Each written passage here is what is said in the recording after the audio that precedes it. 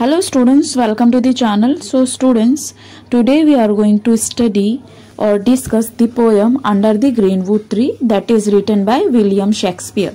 So जो William Shakespeare हैं वो एक ग्रेट प्ले राइटर हैं, पोइट भी हैं और एक्टर भी हैं ऑफ इंग्लिश लैंग्वेज। वो इंग्लिश लैंग्वेज के पोइट हैं, प्ले राइटर हैं एंड एक्टर हैं। किसके टाइम से? क्वीन एलिजाबेथ वन के टाइम से हैं। Students, I am summarising the poem in short in Hindi. So first line देखो, अंडर द ग्रीनवुड ट्री मतलब एक हरे भरे जंगल के पेड़ के नीचे, ठीक है।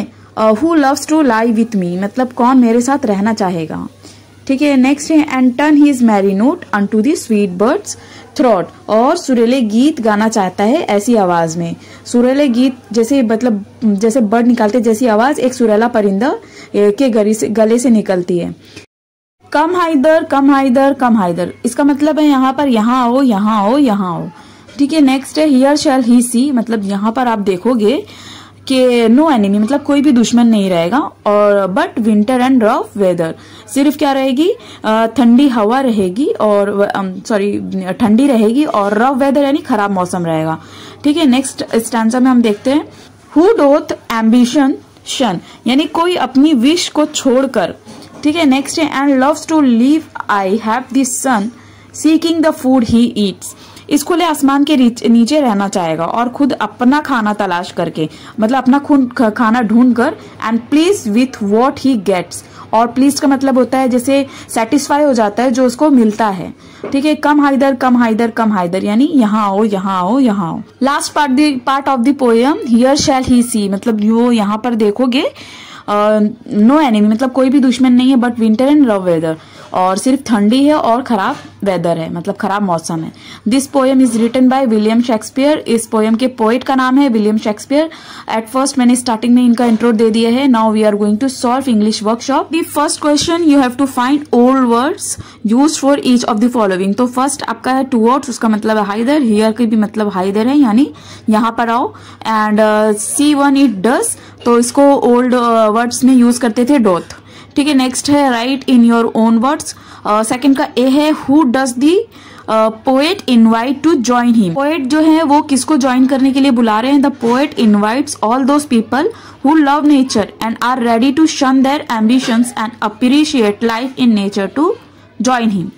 Next how should that person sing, और वो पर्सन कैसा गाता है। Answer that person should sing happily just like a free bird. Question number 2C, what message does the poem convey? इस poem से हमको क्या मैसेज मिलता है, क्या सीख मिलती है। Answer, the message conveyed through this poem is that if one wants to live a peaceful life without tensions, enemies and problems, he should spend his life in nature wherein he would happy and relaxed. He should forget all his desires and rejoice in the glory of nature like a free bird. Now see the next question number 3, pick out the lines that mean। तो आपको यहाँ पर sentence दिए sing in such a manner, तो आपको इसमें से poem से कोई भी लाइन लेना है जिसका मतलब ये रहे। First one is sing in such a manner, उसका मीनिंग है turn his merry note, और इसी तरह से आपको बाकी के भी आंसर्स दिए हैं यहाँ पर, आप यहाँ से कॉपी डाउन कर सकते हैं।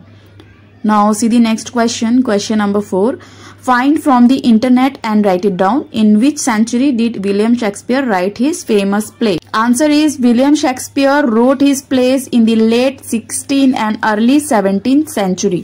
Question number 4B, from which play is this song extracted? Answer, this song is extracted from William Shakespeare's comedy play As You Like It.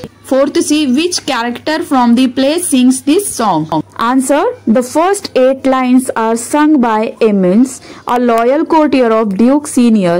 The next 8 lines are sung by Emmons and the people who have joined Duke Seniors. Students, ये जो poem है वो एक play right की poem है, और इसको किसने गाया था, तो यहाँ पर एमन्स एंड ड्यूक के कुछ लोग थे जो ये पोएम को पढ़ रहे थे अपने प्ले मतलब जो शेक्सपियर के जो प्ले था उसमें एमन्स एंड उनके कुछ लोग ड्यूक के कुछ लोग पढ़ रहे थे।